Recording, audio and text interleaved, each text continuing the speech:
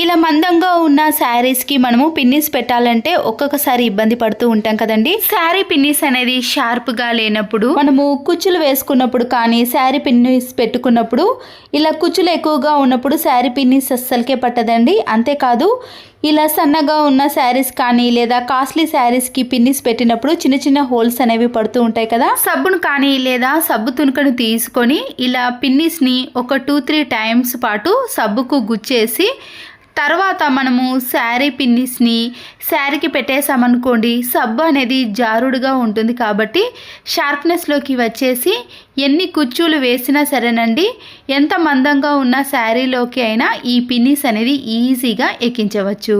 కొన్ని శారీస్కి ఇలాంటి లేస్ ఉన్నప్పుడు కానీ మందంగా ఉన్న శారీస్కైనా సరేనండి, ఎంత చిన్న పిన్నిస్నైనా ఇలా కుచ్చుల్లోకి కానీ లేదా హోల్స్ పడకుండా ఉండటానికైనా ఈ టిప్ అనేది యూజ్ అవుతుంది. మరొక యూస్ఫుల్ టిప్, ఒక బౌల్లో కొన్ని వాటర్ని వేసుకొని మంచి సువాసన వచ్చే హారతి కర్పూర బిళ్ళలు ఉంటాయి కదండి, 2 కానీ 3 ఇలా స్మాష్ చేసి పౌడర్ని ఈ వాటర్లో కలిపేసేయండి.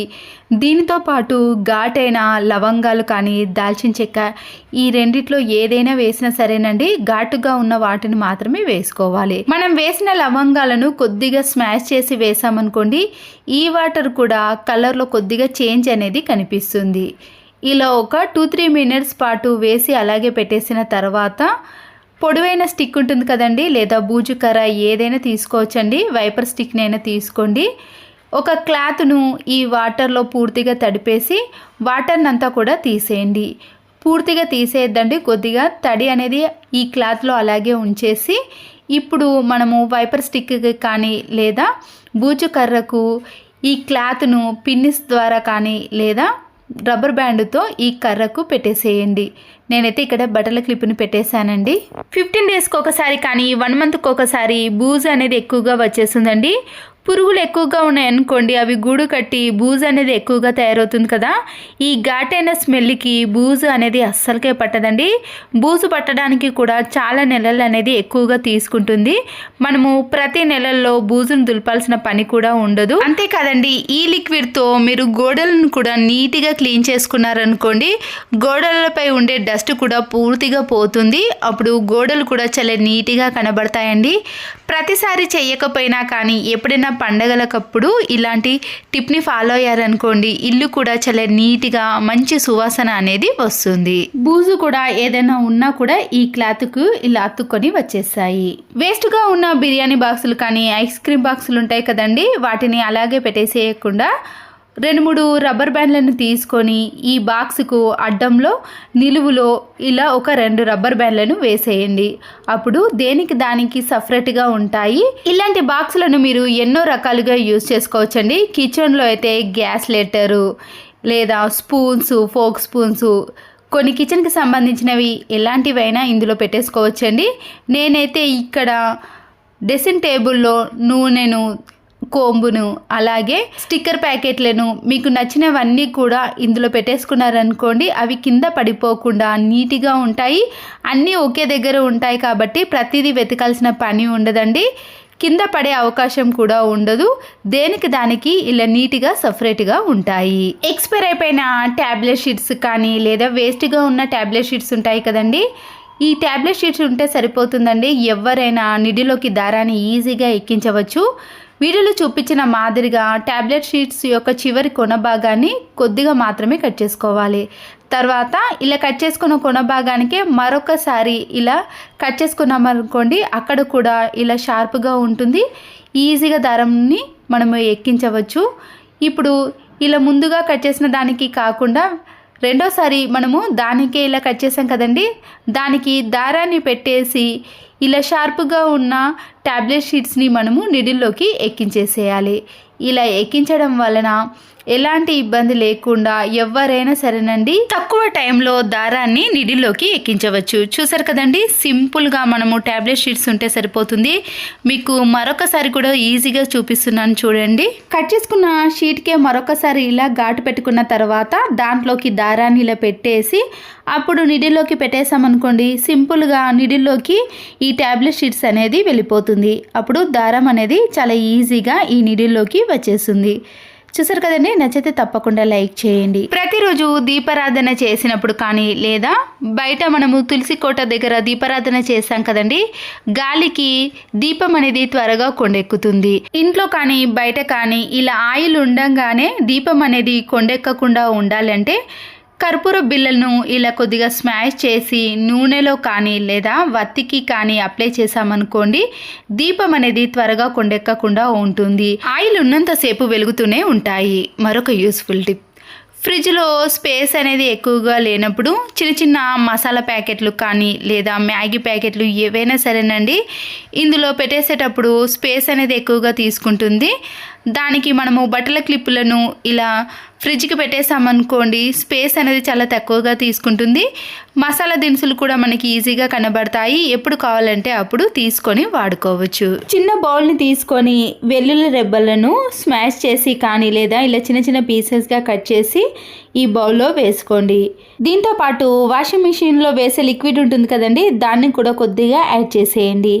వాటర్ని కూడా కలిపేసి దీని అంతటిని కూడా ఒక స్పూన్తో కానీ ఇలా బాగా కలుపుకున్న తర్వాతనే మనము స్ప్రే బాటిల్లోకి వేసుకోవాలి. ఇప్పుడు కిచెన్లో బొద్దింకలు అనేవి ఎక్కువగా ఎక్కడ తిరుగుతున్నాయో ఆ ప్లేస్లో మనము ఇలా స్ప్రే చేసుకోవాలి. గ్యాస్ స్టవ్ పక్కన అయితే బొద్దింకలు ఎక్కువగా తిరుగుతాయి కదండి, అలాంటి ప్లేస్లో మనము ఇలా రాత్రిపూట కానీ లేదా బొద్దింకలు తిరుగుతున్న టైంలో మనము స్ప్రే చేసామనుకోండి, ఈ స్మెల్కి బొద్దింకలు అనేవి కిచెన్లోకి రాకుండా ఉంటాయి. చీర కుచ్చిళ్ళు రాని వాళ్ళు కానీ లేదా చీర అనేది త్వరగా కట్టుకోవాలి అన్నప్పుడు మన ఇంట్లో రిమోట్ కానీ సెల్ ఫోన్ ఉంటే సరిపోతుందండి. శారీ కొంగు అనేది కొంతమంది చిన్నగా కానీ పెద్ద సైజులో పెట్టుకుంటారు కదండి, ఇలా చిన్న సైజులో కావాలన్నప్పుడు రిమోట్ని పెట్టేసి దాని సైజు మాత్రమే మనము ఇలా కుచ్చుళ్ళను వేసుకోవచ్చు. లేదా కొద్దిగా కొంగు అనేది పెద్దగా కనిపించాలి అనుకున్న వారు సెల్ ఫోన్ను ఇలా పెట్టేసి దాని చుట్టూ ఇలా మడతలు పెట్టేసుకున్నాం అనుకోండి, శారీ కొంగు అనేది ఈజీగా వచ్చేస్తుందండి. ఎవ్వరి సహాయం లేకుండా శారీ కొంగు అనేది ఇలా కరెక్ట్గా సైజులో రావాలి అంటే ఇలా సెల్ ఫోన్ పెట్టేసి దాని మందంగా మాత్రమే మనము ఇలా మడుచుకున్నాం అనుకోండి, శారీ కొంగు అనేది ఈజీగా వచ్చేస్తుందండి. ఏ సైజులో కావాలన్నా కూడా ఆ సైజులో మనము మడుచుకోవచ్చు. చూసారు కదండి, ఈ టిప్ నచ్చితే మాత్రం లైక్ చేయండి. గిన్నెలు తోమేటప్పుడు ప్రతిసారి విమ్ లిక్విడ్ని మనము ఇలా స్క్రబ్బర్ పైన వేసుకుంటాం కదండి, అలాంటి అవసరం లేకుండా ఎన్ని గిన్నెలు ఉన్నా కూడా క్షణాల్లో క్లీన్ చేయాలి అంటే ముందుగా విమ్ లిక్విడ్ అంతా కూడా ఇలా ఐస్ ట్రేలో వేసుకోవాలి. ఇప్పుడు ఈ ఐస్ ట్రేని మనము డీప్ ఫ్రిడ్జ్లో పెట్టేసేయండి. ఒక 4 అవర్స్ కానీ 5 అవర్స్ తర్వాత ఇలా గట్టిగా తయారవుతుందండి. ఆ తర్వాత మనము ఎప్పుడైనా గిన్నెలు ఎక్కువగా ఉన్నప్పుడు త్వరగా క్లీన్ చేసుకోవాలంటే ఐస్ క్యూబ్స్ ఉన్నట్టు వీటిని కూడా 1 కానీ 2 కానీ మన గిన్నెలను బట్టి వీటిని తీసుకొని ఒకేసారి అన్ని గిన్నెలను క్లీన్ చేసుకోవచ్చు. ప్రతిసారి లిక్విడ్ని స్క్రబ్బర్ పైన వేసుకోవాల్సిన పని ఉండదండి. ఎన్ని గిన్నెలు ఉన్నా సరేనండి, మనకి కావలసినప్పుడు ఇలా ఫ్రిడ్జ్లో నుంచి ఐస్ క్యూబ్స్ లాగా తీసుకొని గిన్నెలను క్లీన్ చేసుకుంటే నీట్గా ఎలాంటి స్మెల్ లేకుండా ఉంటాయి. ఫ్రిడ్జ్లో ఐస్ క్యూబ్స్ లాగా ఉంటాయండి, మనం క్లీన్ చేసుకుంటే కూడా చాలా నీట్గా షైనింగ్లోకి వస్తాయి. మన పని కూడా చాలా సులువైపోతుంది. హ్యాంగర్కి టవల్స్ కానీ షర్ట్స్ కానీ ఏవైనా వేసి ఆరబెట్టుకోవాలన్నప్పుడు ఇలా హ్యాంగర్కి మధ్యలో ముడతలుగా వచ్చేస్తుందండి. ఆరిపోవటం కూడా చాలా టైం తీసుకుంటుంది కదా. ఇలా హ్యాంగర్ పైన బట్టలు ఆరేసేటప్పుడు ముందుగా టవల్స్ అయినా సరేనండి, ఎలాంటివైనా సరే, ఇక్కడ ఒకటి చూపిస్తున్నాను చూడండి. ఎక్కువగా ఉన్న దాన్ని ఇలా మడుచుకున్నాక 2 వైపులా కూడా దీన్ని ఇలా పై వరకు తీసుకెళ్ళాలి.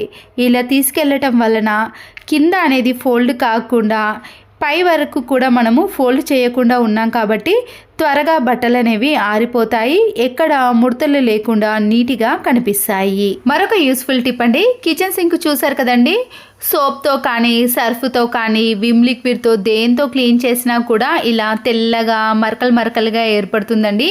అంత నీట్గా అస్సలకే ఉండదండి. సోప్తో అయితే క్లీన్ చేశారనుకోండి, ఈ తెల్లటి మరకలు అనేవి ఇంకా ఎక్కువగా ఉంటాయి. ఇలాంటి మరకలు అనేది అస్సలకే కనిపించద్దు అంటే ముందుగా పాడైపోయిన నిమ్మకాయ అయినా సరేనండి, నేనైతే ఇక్కడ పాడైపోయిన ఒక నిమ్మకాయను హాఫ్గా కట్ చేసుకుంటున్నాను. ఈ కట్ చేసుకున్న నిమ్మకాయ పైన మీరు కొద్దిగా షాంపూను వేయండి. ఏ రకం షాంపూ అయినా పర్వాలేదండి. షాంపూ ప్యాకెట్ పూర్తిగా కాకుండా కొద్దిగా మాత్రమే నేను ఇక్కడ సన్సిల్క్ షాంపూను ఈ నిమ్మకాయ పైన వేసేస్తున్నాను. ఇప్పుడు ఈ నిమ్మకాయలో కొద్దిగా నిమ్మరసం అనేది ఉంటుంది కదండి. ఈ నిమ్మరసము షాంపూ అని పూర్తిగా కలిపేసుకున్నాక మనము కిచెన్ సింక్ ఇలా తెల్లగా మరకలుగా ఉన్నప్పుడు కిచెన్ సింక్ మొత్తాన్ని కూడా ఈ షాంపూతోటే క్లీన్ చేసుకోవాలి. ఇలా క్లీన్ చేసుకోవటం వలన కిచెన్ సింక్ అనేది చాలా నీట్గా మంచి షైనింగ్లోకి వస్తుందండి. ఎక్కడ చూసినా కూడా ఒక్క మరక కూడా అస్సలకే కనిపించదు. ఈ తెల్లటి మరకలు అయితే ఆయనతకే ఉండవండి. మీరు కిచెన్ సింకునే కాదండి, బాత్రూంలో ఉండే ట్యాప్స్ పైన కూడా తెల్లటి మరకలు ఎక్కువగా ఏర్పడతాయి కదండి. వాటిని కూడా ఈ టిప్తో క్లీన్ చేసుకొని చూడండి. అవి కూడా తెల్లని మరకలు అనేవి అస్సలకే కనిపించవు. ట్యాప్స్ కూడా కొత్త దానిలా షైనింగ్లోకి వస్తాయి. ఇలా బాగా రుద్దేసిన తర్వాత మీరు వాటర్తో క్లీన్ చేసుకోవాలి. ఇలాంటి స్టీల్ సింక్ని అయితే మీరు ఎప్పుడు కూడా సోప్తో కానీ లిక్విడ్తో క్లీన్ చేసుకోకూడదండి. ఇలా షాంపూతో క్లీన్ చేసుకుంటేనే ఆ మరకలు అనేవి అస్సలకే కనిపించవు. కొన్ని రోజుల పాటు మరకలు లేకుండా సింక్ అనేది చాలా నీట్గా ఇలా షైనింగ్లో కనబడుతుంది. చూసారు కదండి, ఇంతకు ముందు సింకుకు ఇప్పుడు సింకుకి తేడా అయితే పాడైపోయిన పచ్చి కొబ్బరిలు ఉంటాయి కదండి, మనము ఫ్రిడ్జ్లో పెట్టినా కానీ బయట పెట్టినా కానీ త్వరగా కుళ్ళిపోతాయండి. అవి వేస్ట్ అని పడేస్తాం, కానీ వీటిని కూడా చాలా బాగా యూజ్ చేసుకోవచ్చండి. ముందుగా ఇలా వాటర్లో ఇలా పాడైపోయిన కొబ్బరికాయను మొత్తం కూడా ఫ్రెష్గా నీట్గా కడుక్కోవాలండి. తర్వాత కొత్త బ్రష్ కానీ లేదా వాడని బ్రష్లు ఉంటాయి కదండి, వాటితో ఇలా బాగా రుద్దేసేయండి. అప్పుడు లోపట పట్టిన బూజు అంతా కూడా పూర్తిగా పోతుంది. ఇలాంటి కొబ్బర్లు మన ఇంట్లో చాలా ఉంటాయి కదండి, వాటన్నిటినీ కూడా ఇలా ఫ్రెష్గా కడిగిన తర్వాత మనము ఎండబెట్టి చిన్న చిన్న పీసెస్గా కట్ చేసి వీటిని కొబ్బరి నూనెకి యూజ్ చేస్తామనుకోండి, ₹1 కూడా ఖర్చు పెట్టకుండా కొబ్బరి నూనెను కూడా మన ఇంట్లోనే ప్రిపేర్ చేసుకోవచ్చు. ఆ వీడియోను కూడా మీకు త్వరలో షేర్ చేశానండి. మరొక యూస్ఫుల్ టిప్, ఎండుమిర్చిని మనము చట్నీలోకి కానీ పోపులోకి ఎన్నో రకాలుగా యూజ్ చేస్తాం కదండి. ఇలా ఎక్కువగా తెచ్చుకున్నప్పుడు వాతావరణం వలన ఇవి మెత్తబడి త్వరగా బూజెక్కుతాయి. ఇలా ఎండుమిర్చిని ఒక ప్యాన్లోకి వేసుకొని మీడియం ఫ్లేమ్లో కానీ లో ఫ్లేమ్లో కొద్దిసేపు వీటిని వేడి చేయాలి. అటు ఇటు తిప్పుతూ బాగా వేడి చేసిన తర్వాత స్టవ్ ఆఫ్ చేసేసి ఇవి చల్లారిన తర్వాతనే మనము కవర్లో కానీ ఏదైనా బాక్స్లో వేసుకొని బయట పెట్టేసినా కూడా ఎన్ని రోజులైనా సరేనండి, ఎండుమిర్చి అనేది పాడవకుండా మన డబ్బులు అనేవి సేవ్ అవుతాయి. ఇంట్లో కానీ బయట ఏదైనా స్వీట్ తెచ్చుకున్నప్పుడు మనము ఇలాంటి బాక్స్లో స్టోర్ చేసుకున్నప్పుడు త్వరగా చీమలు కానీ లేదా ఏవైనా చిన్న చిన్న పురుగులు అనేవి వచ్చేసాయండి. అప్పుడు త్వరగా పాడైపోతుంది కదా. ఇలా ఒక గిన్నెలో కొన్ని వాటర్ని వేసుకొని దాంట్లో మనము స్వీట్ చేసిన బాక్స్ను అందులో పెట్టేసామనుకోండి, చీమలు అనేవి దీని దగ్గరికి దరి చేరకుండా ఉంటాయి. ఒకవేళ ఇదంతా ప్రాసెస్ అనేది అవసరం లేదు అన్నప్పుడు మన ఇంట్లో చిల్లీ వెనిగర్ కానీ వైట్ వెనిగర్ ఉంటుంది కదండి, ఆ వెనిగర్ని ఏ బాక్స్లో అయితే స్టోర్ చేసుకుంటున్నామో ఆ బాక్స్ చుట్టూ కూడా ఇలా వెనిగర్ని డ్రాప్స్గా వేసి పూర్తిగా అప్లై చేయండి. ఇలా పూర్తిగా అప్లై చేయటం వలన ఈ ఘాటైన స్మెల్కి చీమలు కానీ ఏ పురుగులు కూడా ఈ బాక్స్ చుట్టూకు రాకుండా ఉంటాయి. నచ్చితే లైక్ చేయండి. ఫేస్కి వాడే పౌడర్ ఉంటుంది కదండి, ఈ టాల్కమ్ పౌడర్ని కొద్దిగా ఒక బౌల్లోకి కొంచెం వేసుకున్నాక దీంతో పాటు పసుపు ఉంటుంది కదండి, దాన్ని కూడా 1 స్పూన్ వరకు వేసుకోవాలి. మన ఇంట్లో బేకింగ్ సోడా కానీ లేదా దీన్ని వంట సోడా అంటారు కదండి, దీన్ని కూడా కొద్దిగా యాడ్ చేసి ఈ మూడింటిని బాగా మిక్స్ చేసేయండి. మంచి వాసన వస్తుందండి మనం టాల్కమ్ పౌడర్ వేసినప్పుడు. తర్వాత చీపురు కట్టలు ఉంటాయి కదండి, తడి ఎక్కువగా ఉన్నప్పుడు కానీ లేదా దాంట్లో డస్ట్, మనము చీపురు కట్టను క్లీన్ చేసుకోకపోతే దాంట్లో బ్యాక్టీరియా, వైరస్, చిన్న చిన్న పురుగులు అనేవి దాని చుట్టూ వాలుతూ ఉంటాయండి. ప్రతిదీ క్లీన్ చేసాం కానీ చీపురు కట్టను అయితే అంత క్లీన్ చేయలేకపోతామండి, అంత శ్రద్ధ తీసుకోం. కానీ దీన్ని కూడా మనము 1 మంత్కి ఒకసారైనా క్లీన్ చేసుకోవాలి. ఇలా ప్రిపేర్ చేసిన దాన్ని మొత్తం కూడా చీపురు కట్ట పైన కొద్దిగా ఇలా చుట్టూ వేసేసి ఏదైనా బ్రష్తో కానీ లేదా స్క్రబ్బర్తో బాగా రుద్దేసేయండి.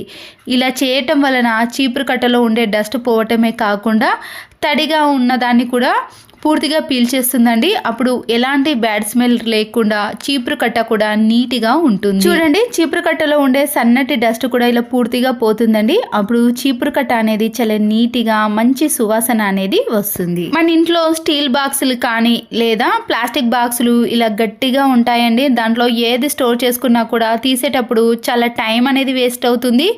మన చేతులు నొప్పి పెడతాయి, చాలా ఇబ్బంది పడుతూ ఉంటామండి. ఎవరి సహాయం అన్న తీసుకోవాలనిపిస్తుంది. నేనైతే ఈ డబ్బాలో ఏది స్టోర్ చేసుకోలేకపోతున్నానండి. ఎందుకంటే మళ్ళీ బాక్స్ యొక్క క్యాప్ తీయాలంటే చాలా ఇబ్బంది పడుతున్నాను.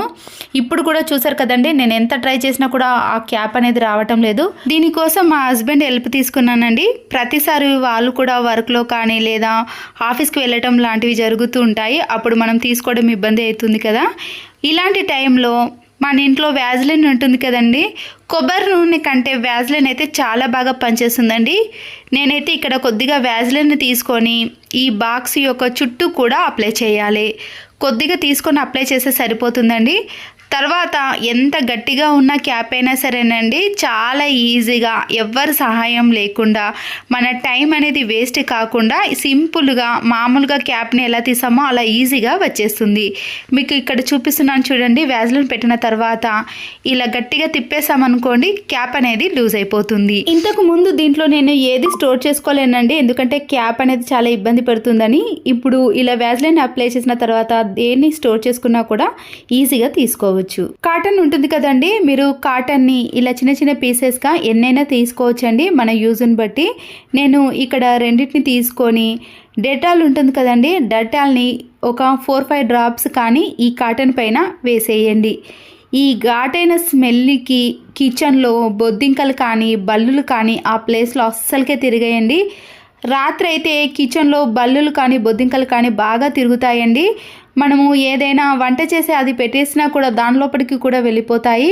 తర్వాత హెల్త్ ఇష్యూస్ కూడా వస్తుంటాయి కదా. అలాంటి ప్రాబ్లం లేకుండా ఉండాలంటే ఈ ఘాటైన స్మెల్ని మనము కిచెన్లో ఎక్కడైతే తిరుగుతున్నాయో ఆ ప్లేస్లో పెట్టేసామనుకోండి, వాటి బెడద అనేది అస్సలకే ఉండదు. అల్లంపై ఉండే పొట్టును చాలా సింపుల్గా మన చేతులు అనేది నొప్పి పెట్టకుండా తీయాలంటే ముందుగా వాటర్లో ఒక 1/2 అవర్ పాటు బాగా నానబెట్టేసామనుకోండి, దానిపై ఉండే మట్టి అనేది పూర్తిగా పోతుంది.